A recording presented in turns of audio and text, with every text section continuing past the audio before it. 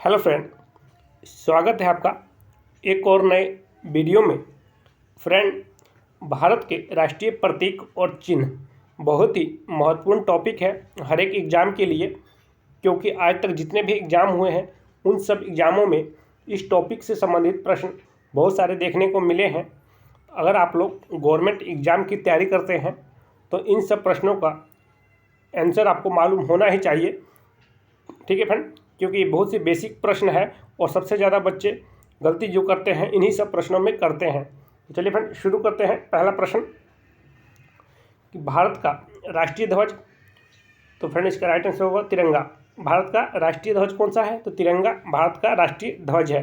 ठीक है फ्रेंड, अब देखिए बच्चे किसमें गलती करते हैं, तो ये सब प्रश्न नंबर 2 है कि संविधान सभा ने तिरंगे को राष्ट्रीय ध्वज के रूप में कब अपनाया था? तो इसमें सबसे ज़्यादा बच्चे गलती करते हैं। तो फ्रेंड याद रखिएगा 22 जुलाई 1947, 22 जुलाई 1947 को तिरंगे को राष्ट्रीय ध्वज के रूप में अपनाया गया। ये वेरी वेरी इंपॉर्टेंट प्रश्न है, हमेशा आप लोग दिमाग में ये रखिएगा। चलिए नेक्स्ट क्वेश्चन देखते हैं। प्रश्न नंबर 3 है भारत का राष्ट्रीय गान। ये तो सब बच्चे को मालूम होगा कि जन गण मन भारत का राष्ट्रीय गान है। ठीक है फ्रेंड, अब इसके साथ कुछ महत्वपूर्ण पॉइंट है जिसमें बच्चे ज़्यादा कंफ्यूज होते हैं, इसीलिए मैं साथ साथ आपको पॉइंट भी करा रहा हूँ कि पॉइंट नंबर 1 देखिए, राष्ट्रगान के गायन की अवधि लगभग 52 सेकेंड है। ठीक है फ्रेंड, राष्ट्रीय गान गाने की अवधि कितनी सेकेंड है? तो 52 सेकेंड है, पहला पॉइंट। दूसरा पॉइंट देखिए, संविधान सभा ने जनगण मन भारत के राष्ट्रीय गान के रूप में 24 जनवरी 1950 को अपनाया था। वेरी वेरी इंपॉर्टेंट है, हमेशा दिमाग में रखिएगा कि भारत का राष्ट्रीय गान को कब अपनाया गया था? 24 जनवरी 1950 को संविधान सभा द्वारा अपनाया गया था। ठीक है फ्रेंड, इंपॉर्टेंट पॉइंट है, याद रखिएगा। तीसरा पॉइंट देखिए, इसे सर्वप्रथम 27 दिसंबर 1911 को कांग्रेस के कलकत्ता अधिवेशन में गाया गया था। ठीक है फ्रेंड, कब गाया गया था?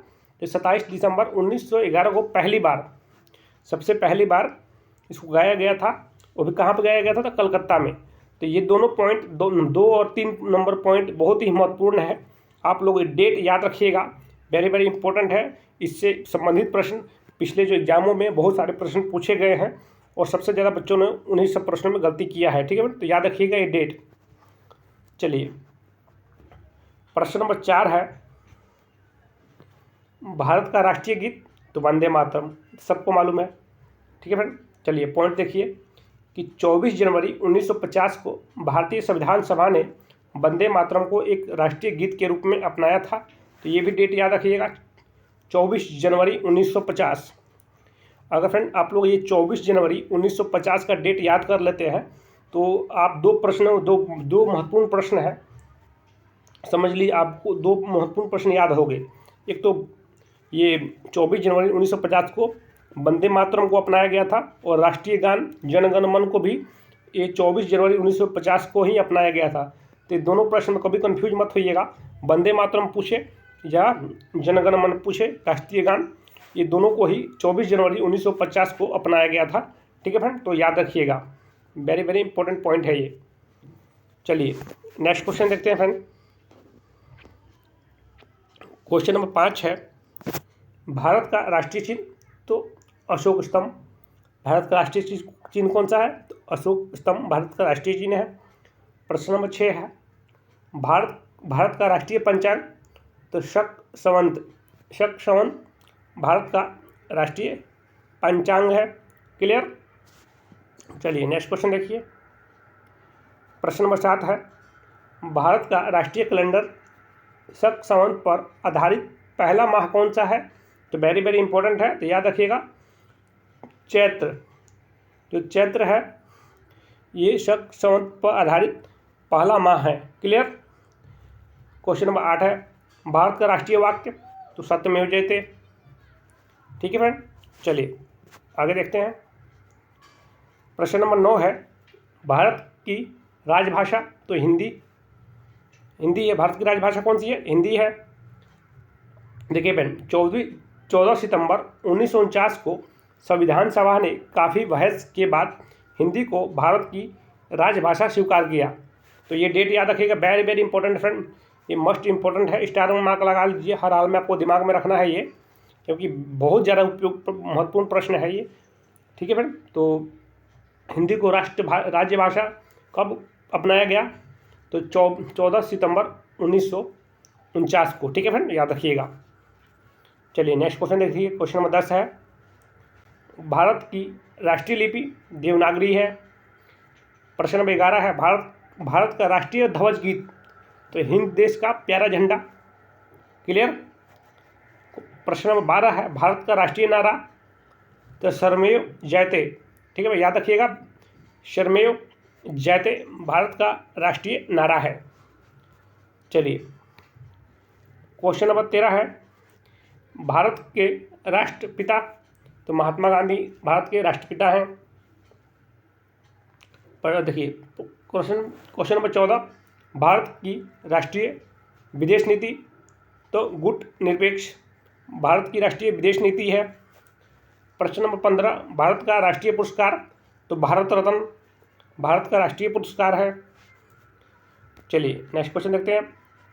प्रश्न नंबर 16 है, भारत का राष्ट्रीय सूचना पत्र, तो श्वेत पत्र भारत का राष्ट्रीय सूचना पत्र है। प्रश्न नंबर 17 है, भारत का राष्ट्रीय वृक्ष, तो बरगद भारत का राष्ट्रीय वृक्ष है। ये तो हर एक बच्चे को मालूम है फ्रेंड, कोई बच्चा नहीं होगा जिसको नहीं मालूम होगा, सबको मालूम है। आप बच्चे फंसते कहाँ हैं ज़्यादातर, तो आगे मैं बताता हूँ आपको। देखिए, अगर एग्जाम में बहुत बार पूछ दिया है कि बरगद का वैज्ञानिक नाम क्या है, तो इसमें बहुत सारे बच्चे फंस जाते हैं। तो आप लोग याद रखिएगा, ये फिकस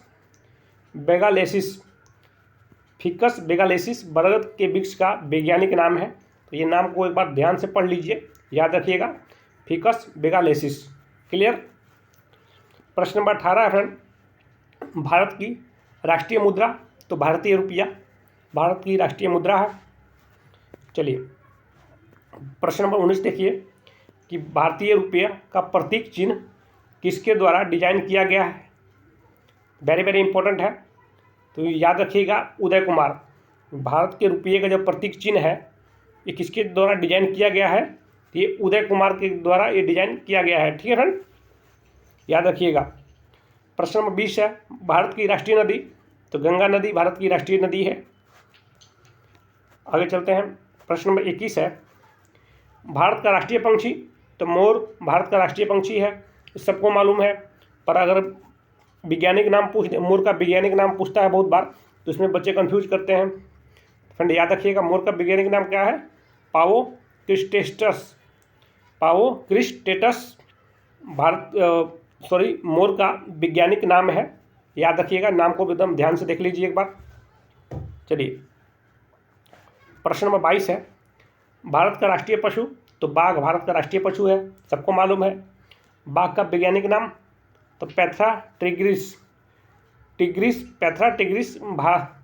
बाघ का वैज्ञानिक नाम है। तो ये भी देख लीजिए, याद रखिएगा हरदम। और फ्रेंड देखिए, सबसे महत्वपूर्ण पॉइंट है, देख लीजिए ये वाला, कि भारत में राष्ट्रीय पशु पहले शेर यानी लायन, कि भारत में जो पहले राष्ट्रीय पशु था वो शेर था।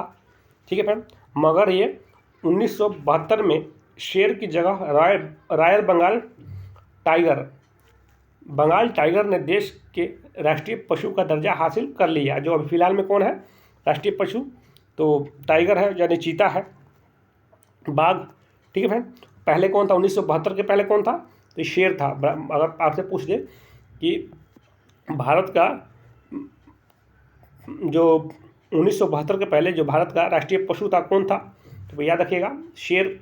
ये शेर था जो 1972 के पहले भारत का राष्ट्रीय पशु था। ठीक है फ्रेंड, चलिए प्रश्न नंबर 13 है, भारत का राष्ट्रीय फूल, तो कमल भारत का राष्ट्रीय फूल है।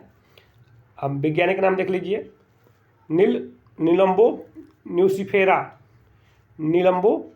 न्यूसीफेरा जो है कमल का ये वैज्ञानिक नाम है। याद रखिएगा। भारत का राष्ट्रीय फल, तो आम भारत का राष्ट्रीय फल है। वैज्ञानिक नाम, आम का वैज्ञानिक नाम था मैगीफेरा इंडिका आम का वैज्ञानिक नाम है? और प्रश्न नंबर 25 है, भारत की राष्ट्रीय योजना। तो पंचवर्षीय योजना भारत की राष्ट्रीय योजना है। प्रश्न नंबर 26 देख लीजिए, भारत का राष्ट्रीय खेल। तो हॉकी भारत का राष्ट्रीय खेल है। प्रश्न नंबर 27 है, भारत की राष्ट्रीय मिठाई। तो जलेबी भारत की राष्ट्रीय मिठाई है। प्रश्न नंबर 28 है, भारत के राष्ट्रीय पर्व। तो 26 जनवरी, 15 अगस्त और 2 अक्टूबर ये भारत के राष्ट्रीय पर्व है, याद रखिएगा, वेरी वेरी इंपॉर्टेंट है। और देखिए अंतिम प्रश्न फ्रेंड, भारत का राष्ट्रीय भोजन। तो खिचड़ी भारत का राष्ट्रीय भोजन है। और ये देख लीजिए, ये नवंबर 2017 को फूड डे के दिन खिचड़ी को राष्ट्रीय भोजन घोषित किया गया था। ठीक है फ्रेंड, तो ये कुछ महत्वपूर्ण पॉइंट थे फ्रेंड जो आपको सब बच्चे को मालूम होना चाहिए जो गवर्नमेंट एग्जाम की तैयारी करते हैं। तो मैंने ये करवा दिए हैं, तो लाइक जरूर कर दीजिएगा और चैनल पर नए हैं तो चैनल को सब्सक्राइब कर दीजिएगा। मैं ऐसे महत्वपूर्ण प्रश्नों का वीडियो आपके लिए हमेशा लेके आता रहता हूँ। तो आज के लिए धन्यवाद।